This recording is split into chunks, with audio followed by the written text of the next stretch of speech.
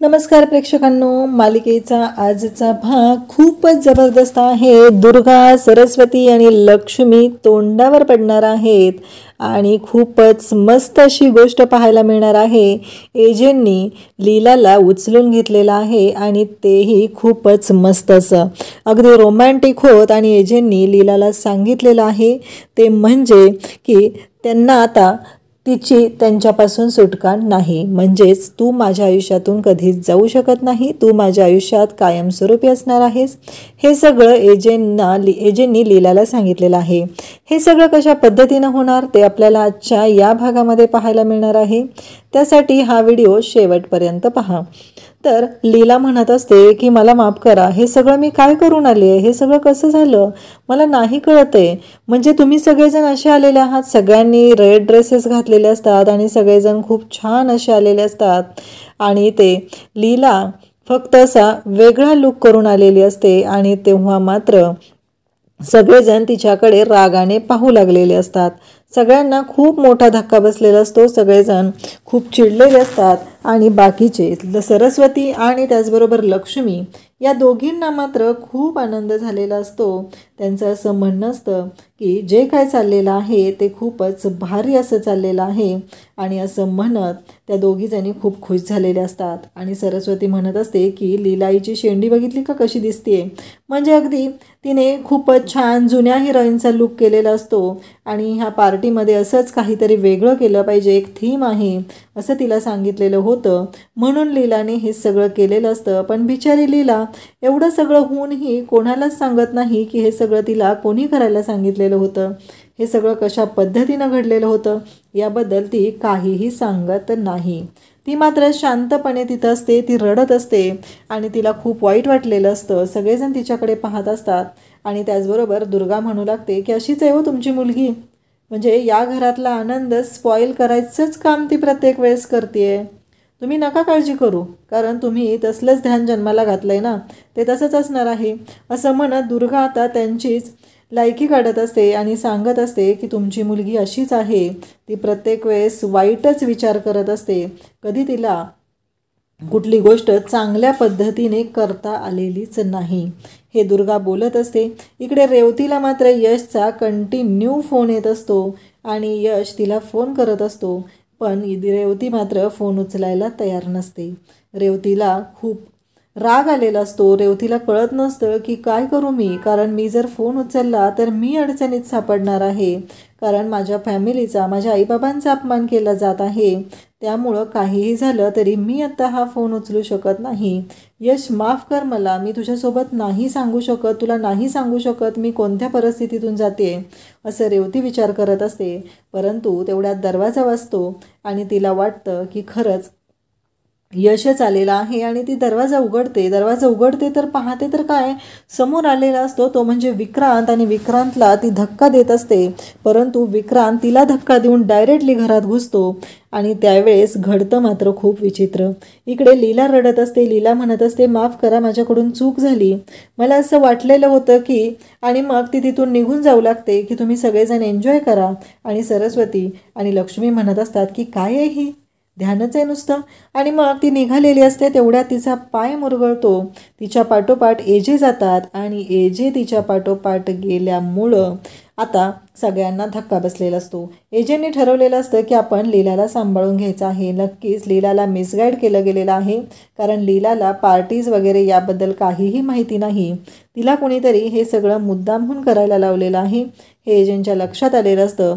लीलाचा पाय मुरगळलेला असतो, लीलाला चालता येत नसतं, तर एजे तिला उचलून घेतात आणि मग लक्ष्मी सरस्वती म्हणू लागतात की पुन्हा रोमांस, काय आहे हे सगळं, म्हणजे आपण काय केलं होतं, आणि एजंटनी तर आता लीलाला उचलून घेतलेलं आहे, उचलून घेऊन तिला ते रूममध्ये चाललेले आहेत, बेडरूममध्ये निघालेले आहेत आणि तेव्हा मात्र या सुना पाहतच राहतात।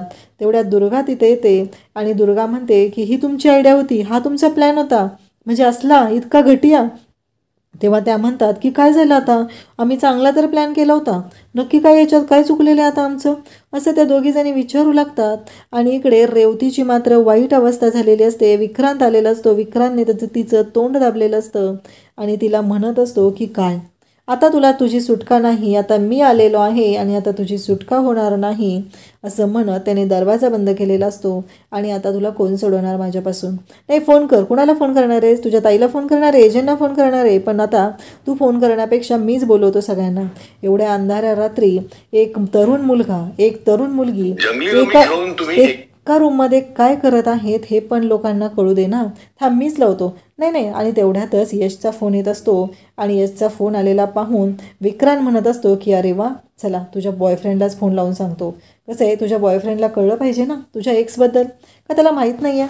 इकडे एजंटनी लीलाला उचलून बेडवरती आणून ठेवलेलं असतं. लीला रडत असते आणि एजंटना घट्ट मिठी मारते आणि ढसाढसा रडायला लागते. ती म्हणत असते की मी ऑड आहे तुमच्या घरामध्ये, ऑड ऑन आउट आहे. खरंच माझ्यामुळंच हे सगळं झालेलं आहे. तुमच्या घरातली पार्टी माझ्यामुळं स्पॉईल झाली आहे असं म्हणत ती रडत असते. ते तुमची फॅमिली आहे, मी कोणी नाही आहे या फॅमिलीमधली असं म्हणत ती रडायला सुरुवात करते. आणि ती म्हणत असते की एजे जा तुम्ही, कारण मला माहिती आहे की माझी चूक झालेली आहे, हे सगळं माझ्यामुळं झालेलं आहे असं ती सांगत असते आणि जोरजोरात रडत असते. इकडे दुर्गाला मात्र राग आलेला असतो. दुर्गा म्हणत असते की हे सगळं तुमच्यामुळे झालेलं आहे. बघितलं ना तुम्ही त्या दोघांना, इकडे त्यांना बाहेर काढण्यासाठी, वेगळं करण्यासाठी प्रयत्न करताय का, त्या दोघांना एकत्र आणण्यासाठी प्रयत्न करताय, हे दुर्गा बोलत असते. आणि इकडे एजे मात्र लीलाच्या शेजारी बसलेले असतात आणि शांत तिथं असतात. लीला म्हणत असते की एजे तुम्ही बाहेर जा. त्या दिवशी जसं तुम्ही मला सांगितलं होतं तसंही माझ्यासारख्या माणसालाही स्पेस हवी असते. तुम्ही तुमच्या फॅमिलीमध्ये जा आणि पार्टी एन्जॉय करा, कारण त्यावेळेस तुमचा वाढदिवस होता, तेव्हाही मी तुमचा वाढदिवस स्पॉईल केलेला होता.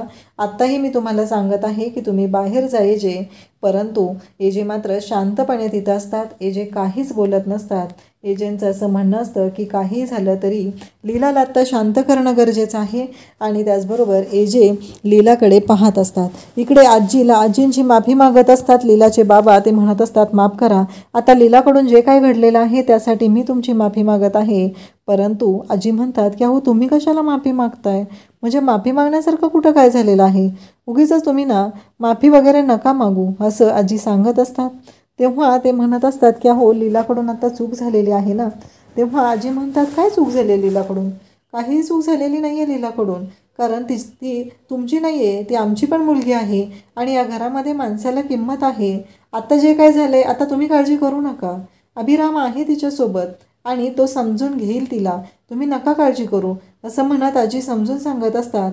आता आपल्याला कोणालाही काळजी लीलाची करायची गरज नाही, कारण अभिराम स्वतः तिच्यासोबत आहे.